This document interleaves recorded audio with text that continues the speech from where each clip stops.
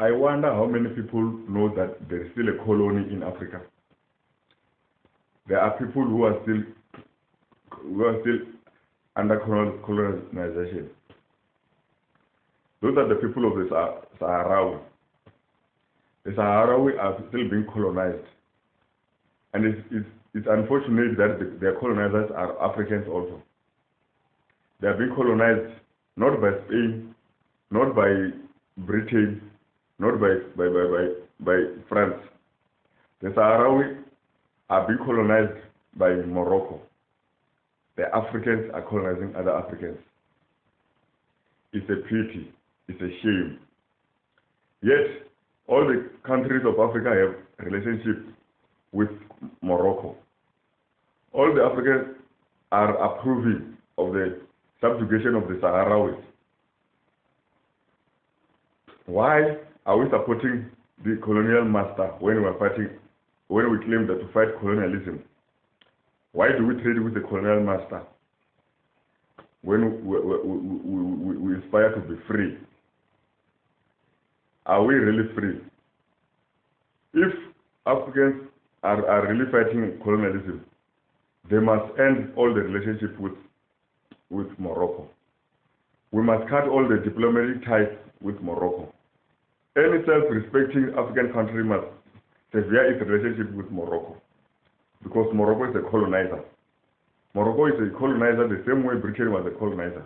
Morocco is a colonizer the same way France was colonizing Africa. And in fact, I'm lying when I say Britain was a colonizer or France was a colonizer. Britain is still a colonizer. That is why we are still living under the colonial boundaries. They still demand that we keep those boundaries. Those boundaries that were made for their own benefit.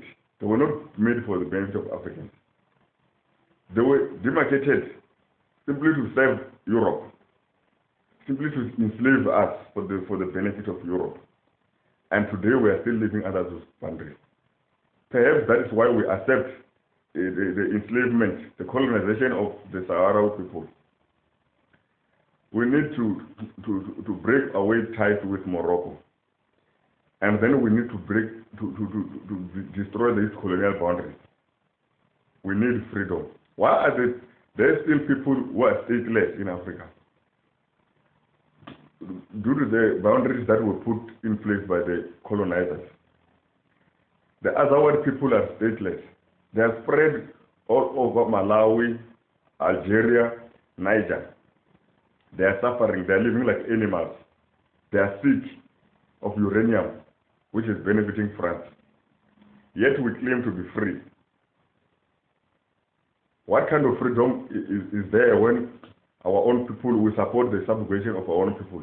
What kind of freedom is there when we are living under the boundaries that are put in place by the colonizer for the benefit of colonizer? Africa will never be free until the Sahrawi are free. Africa will never be free until the Azawad people are free. There are many people who are stateless, which is one of the things that is promoting all the wars in Africa. Because we have got people who have been spread across the borders when it was not necessary. It was not like that before colonization. People of the same culture, people decided themselves where they wanted to belong, but people have been cut for the benefit of the colonizer. They've been segregated for the benefit of the colonizer. And today, other people find themselves in an unfortunate situation whereby they are being discriminated against. And then they have to fight. And then we wonder, why are Africans always fighting? The West wonder, why are Africa always fighting? Whereas they are the ones who fuel this violence. They are the ones who fuel the violence at the Congo for the benefit, so that they can steal minerals to make this very same phone that I'm using. So let's turn their weapons against us into the weapon against them.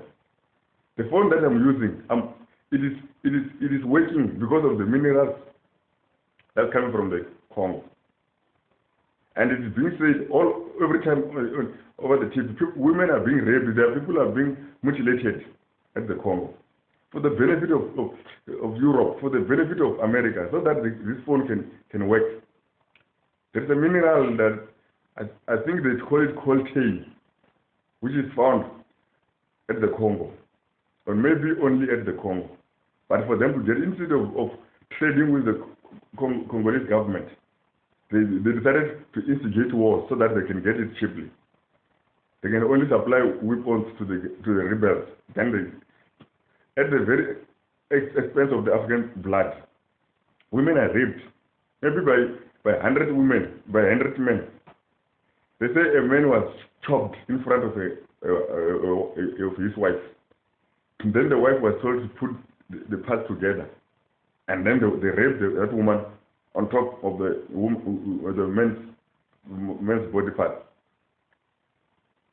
What kind of life is this? What kind of freedom is this when we are living like animals?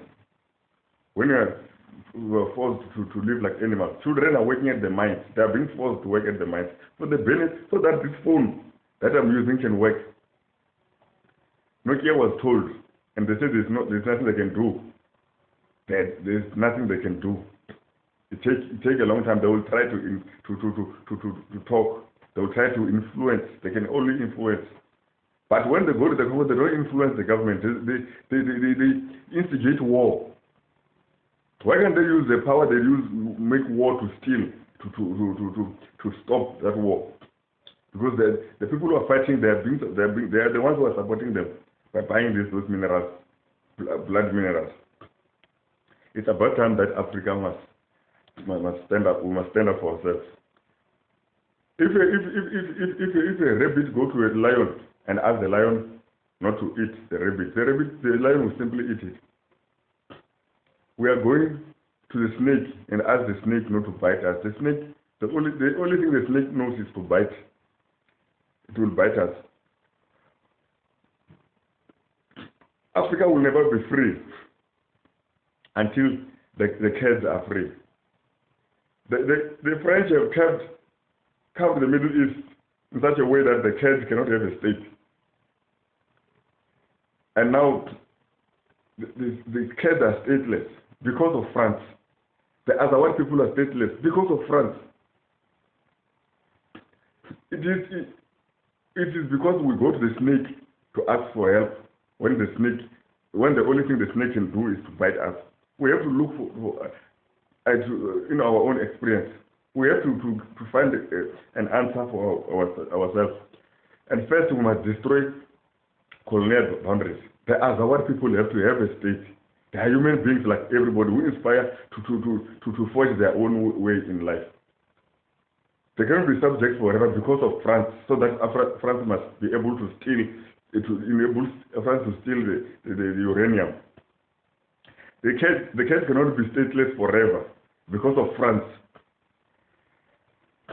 In 1991, America and the world launched a war, a vicious war against Saddam Hussein to secure Kuwait.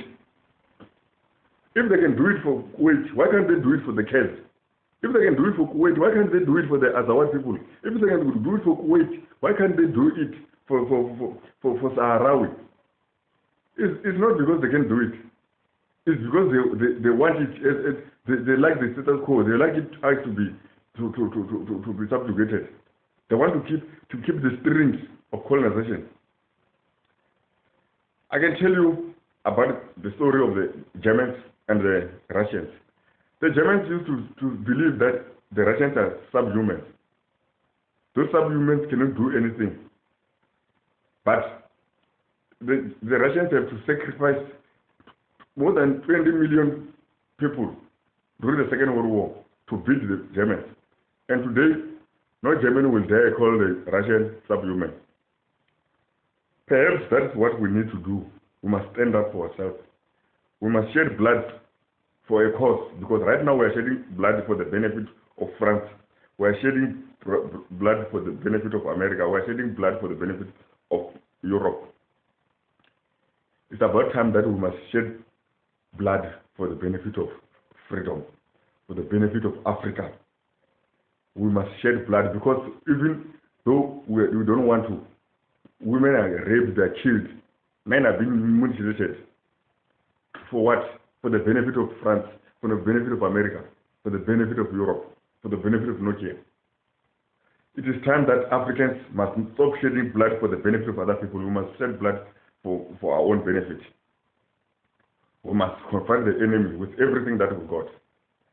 Africans today were still treated as subhuman. They claim that we're human beings like them, but they're lying. If we were human beings like them, there will be African country represented. Africans will be represented in the Security Council. They still want to decide for us. They decide where our borders are. They decide who must be killed for what. It's about time we stand up. It's about time we sacrifice 20 million lives for the benefit of Africa, like the Russians. We shall not continue to sacrifice 20 million lives for the benefit of Europe and America. Perhaps the world is sending us a message. We just are not listening. Perhaps the world is telling us that Africa needs a nuclear bomb, and we must get it and be willing to use it. That is when they will stop meddling in our affairs. That is when they will keep away, like they keep away from China, like they keep away from Russia, because of the nuclear bomb. We need a nuclear bomb, and we must be ready to use it. We must be ready to sacrifice for Africa. Because right now we are being sacrificed for Europe and America. We need a nuclear bomb. Africa needs a nuclear bomb. That is when Africa will be in the Security Council of the United Nations. And Africa must be willing to shed 20 million lives like the Russians have done. Now the Russians are no longer subhuman. For us to have all these boundaries, colonial boundaries, wiped out of Africa. For the other people to have the state, for the Kurds to have a state, we need a nuclear bomb. They can do it, they don't want to. That's why they did it for Kuwait, but they don't want to do it for the Kurds. They don't want to do it for the Azawad. They don't want to do it for Africa. We need to do it for ourselves. Africans, let's have a nuclear bomb. And we don't owe it to anybody, to have a nuclear bomb. They never consulted with us when they made the nuclear bombs. The first nuclear bomb was made by the uranium from the Congo, which was dug in great loss of the Congolese lives. But it benefited America. They never consulted with us when they make the nuclear bomb. Why must we consult them if we are human beings like them? Why should another human being tell me when I'm hungry? Why should another human being tell me when I'm thirsty? I'm a human being. I know when I'm hungry myself. I know when I'm thirsty myself.